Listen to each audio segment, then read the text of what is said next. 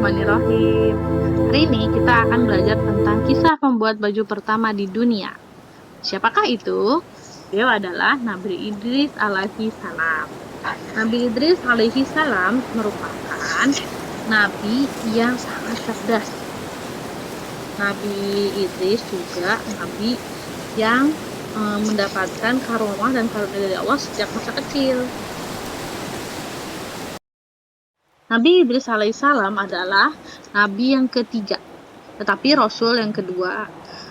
Perlu diingat semuanya anak-anak, nabi adalah orang yang mendapatkan wahyu untuk dirinya sendiri, sedangkan nabi dan rasul artinya adalah orang yang mendapatkan wahyu untuk disebarkan ke umatnya.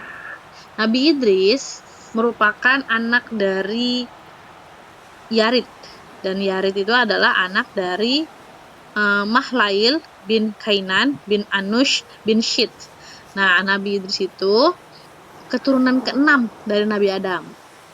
Tuh, kakek keturunan adalah Nabi Shit. Nabi Shit adalah nabi yang cukup lama. Beliau hidup sekitar 1000 tahun umurnya. Dan sehingga dia bisa melihat anak keturunannya menjadi nabi juga gitu. Nabi Idris mempunyai nama bernama Hanuk sebelum dikasih nama Idris, tapi kemudian oleh Nabi Syed, Nabi Idris diberi nama Idris. Kenapa sih Hanuk diberi nama Idris? Karena Idris itu sangat giat belajar. Beliau adalah orang yang paling senang belajar. Semua hal dipelajari. Idris kecil itu senang sekali belajar. Beliau belajar dari Nabi Syed yang tadi saya bilang. Dari tadi Ustazah bilang, Nabi Syed itu nabi yang hidupnya cukup lama. Jadi dia bisa melihat anak keturunannya, salah satunya Nabi Idris menjadi seorang nabi juga. Nabi Idris itu belajarnya banyak banget. Beliau suka belajar hal-hal yang baru. Gitu. Dan Nabi Syed tahu ketika melihat potensi Nabi Idris, beliau tahu Nabi Syed itu kalau Nabi Idris inilah yang akan menggantikan dirinya menjadi seorang nabi dan bahkan menjadi seorang rasul. Karena Nabi Idris punya umat nantinya. Nabi Idris sendiri tidak diperintahkan untuk menyampaikan wahyu kepada umatnya, tetapi beliau tetap menyampaikan wahyu kepada umatnya, terutama Bani Qabil. Bani Qabil itu adalah saudara. Qabil adalah saudara dari Nabi Syed yang berbuat jahat, yaitu yang membunuh Habil, anaknya Nabi Adam. Dan semua keturunan Qabil itu sesat gitu. Nah, jadi makanya Nabi Syed itu berusaha berdakwah kepada Bani Qabil tapi tidak juga berhasil, dan insya Allah akan diteruskan oleh Nabi Idris. Idris belajar banyak hal dari ilmu falak. Ilmu falak itu ilmu matematika kalau sekarang. Kemudian ilmu astronomi, ilmu sastra, dan beliau adalah manusia pertama yang bisa menulis dan membaca. Beliau juga manusia pertama yang menemukan tulisan. Allah mengilhamkan kepada Nabi Idris itu kemampuan untuk bisa menulis, untuk bisa membuat kata-kata dan menulis kata-kata tersebut gitu. Itu hebatnya Nabi Idris. Beliau adalah manusia pertama yang bisa membuat alat tulis, membuat buku, menuliskannya gitu. Dulu di lempeng batu dan di lembaran-lembaran tulang, lembaran-lembaran kayu gitu. Nabi Idris itu. Beliau belajar banyak hal termasuk ilmu falak tadi. Ilmu falak itu ilmu matematika, kemudian ilmu astronomi. Bahkan Nabi Idris pun bisa membantu para pemburu, kemudian membantu juga para orang-orang yang berada pada kesesatan. Maksudnya begini. Jadi misalnya kita semua bingung gitu pada saat malam atau pagi tuh kita mau jalan ke arah mana ya gitu, pemburu atau siapa orang yang berkelana gitu. Nabi Idris bisa bantu dengan cara membaca bintang-bintang dan arah bintang. Nabi Idris tuh juga bisa membaca rasi bintang. Jadi misalnya ini rasi bintang barat atau bisa rasi bintang timur gitu. Itu hebatnya beliau. Yang Nabi Idris bilang kan. Nah, satu hal lagi yang Nabi Idris bisa lakukan. Nabi Idris itu termasuk nabi yang luar biasa kreatif banget. Beliau bisa melakukan banyak hal gitu. Dari kecil sampai besar. Ketika sudah dewasa, Nabi Idris itu menjadi nabi yang sangat disegani.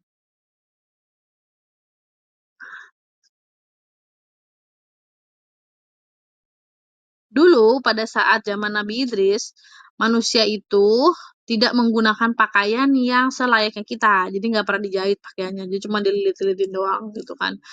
Di masa itu orang masih menggunakan kulit binatang dan misalnya cuma dililitkan doang, jadi pakaiannya nggak nyaman gitu loh. Dan banyak orang-orang yang bekerjanya tertunda dan nggak bisa lagi apa namanya harus ngebenerin pakaiannya gitu. Setiap mau kerja ngebenerin pakaiannya, sebagai setiap mau kerja ngebenerin pakaiannya kayak gitu. Dan mereka itu bingung ini gimana sih caranya supaya bikin nyaman gitu loh selama bekerja. Nah, dari situ Nabi Idris, kemudian karena beliau tuh sangat kreatif sekali, maka Nabi Idris itu memikirkan cara bagaimana pakaian itu dipakai dan melekat di tubuh tapi nyaman gitu.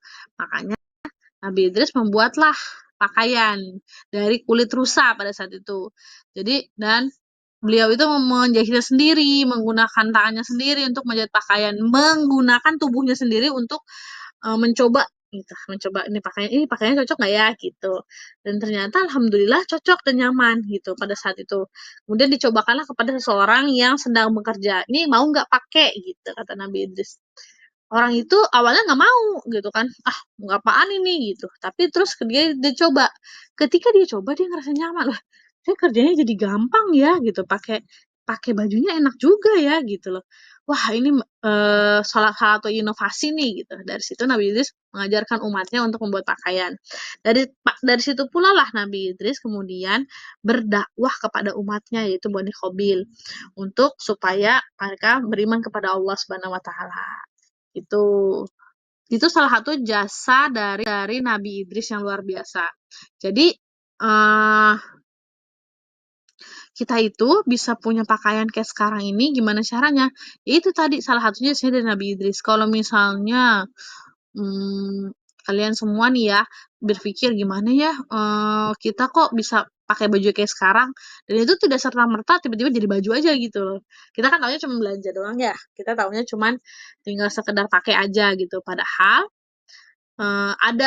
ada ilmunya gitu. Salah satunya karena Idris itu pintar matematika, dia tahu bagaimana cara mengukur pakaian dan membuatnya menjadi enak. Ada lengannya, kemudian bisa menutupi aurat seluruhnya kayak gitu.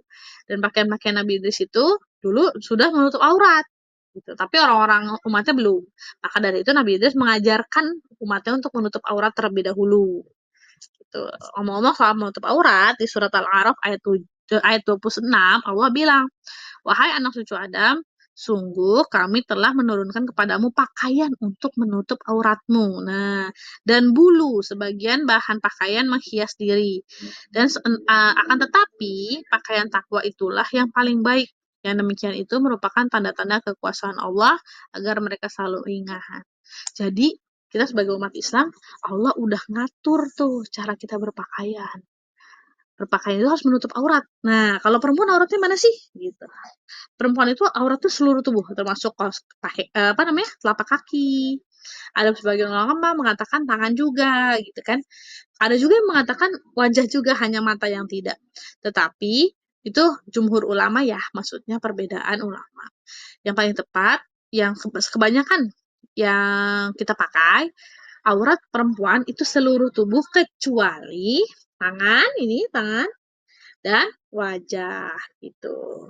Jadi anak-anak di sini wajib tuh kalau perempuan kita menutup aurat dari ujung kepala sampai ujung kaki gitu. Karena Allah bilang itu adalah cara kita bertakwa kepada Allah gitu. Terus kalau yang laki-laki gimana Ustazah? Nah, laki-laki juga. Tapi laki-laki punya aurat tersendiri. Aurat laki-laki itu dari bawah perut sampai ke lutut. Itu aurat laki-laki. Aurat itu apa sih Ustazah? Aku nggak tahu deh. Nah, aurat itu adalah bagian tubuh yang wajib ditutup. Jadi kalau misalnya dia apa namanya terlihat dosa gitu. Kecuali ke orang-orang yang termakan mahram atau orang yang boleh melihat aurat. Misalnya saya nih wanita, perempuan, boleh dilihat oleh suami. Kalau sudah bersuami, boleh dilihat oleh ayah, saudara laki-laki, ibu, saudara perempuan, anak laki-laki atau perempuan gitu. Nenek gitu, kakek gitu, itu boleh. Tapi kalau yang lain nggak boleh gitu. Jadi kalau misalnya kita disuruh buka aurat, Jangan mau, karena itu adalah bagian dari aurat adalah bagian dari ketakwaan kita kepada Allah Subhanahu wa taala. Nah, di puasa kali ini mudah-mudahan anak-anak semua selalu mampu menutup auratnya dimanapun berada gitu, kecuali di rumah ya. Nah, untuk refleksi hari ini kita ada kuis dulu sedikit ya. Kuis tentang Nabi Idris. Yang pertama, siapakah nama guru dari Nabi Idris? Tadi siapa ya yang hidupnya lama banget sampai 1000 tahun. Kemudian yang kedua, Nabi Idris adalah nabi keberapa? Nah, nabi ya. Beliau nabi keberapa? Kalau Rasul udah tahu ya. Rasul setelah Nabi Adam. Jadi Rasul itu ada 25. Dari Nabi Adam sampai Nabi Muhammad. Tapi kalau nabi itu banyak banget. Jumlahnya bisa 200 sampai 300 orang. Gitu. Nah, bedanya tadi sudah tahu ya. Nabi itu adalah orang yang diberikan wahyu oleh Allah, tetapi buat dirinya sendiri. Boleh disampaikan, boleh enggak. Nah, sedangkan kalau Rasul adalah orang yang diberikan wahyu oleh Allah, wajib menyampaikan kepada umatnya. Gitu. Kemudian yang ketiga, pertanyaan ketiga, apa saja yang Nabi Idris pelajari? Nah, tadi ada ya yang pelajaran-pelajaran yang Nabi Idris lakukan supaya bermanfaat bagi umat manusia. Luar biasa loh Nabi Idris ini. Sebelum ada para penemu-penemu, beliau adalah satu-satunya manusia di dunia ini yang menemukan semua ilmu. Dari matematika, ilmu nulis-nulisan, bisa baca pula, menemukan alat tulis, menemukan apa lagi? Jadi menemukan baju. Wah, Masya Allah. Menemukan rasi bintang untuk penunjuk jalan. Masya Allah, luar biasa banget. Nah, yang keempat, yang terakhir, sebutkan salah satu jasa Nabi Idris bagi manusia. Tadi udah Ustazah sebutin. Nah, ada anak semua. Itu rekaman hari ini. Semoga anak-anak bisa mengambil hikmah dari kisah Nabi Idris yang bisa membuat baju. Apa sih hikmahnya? Nanti ditulis ya di worksheet-nya hikmahnya apa yang anak-anak bisa ambil dari Nabi Idris. Kalau Ustazah, hikmahnya ada 3. Yang pertama, kita harus menjadi manusia yang selalu menuntut ilmu.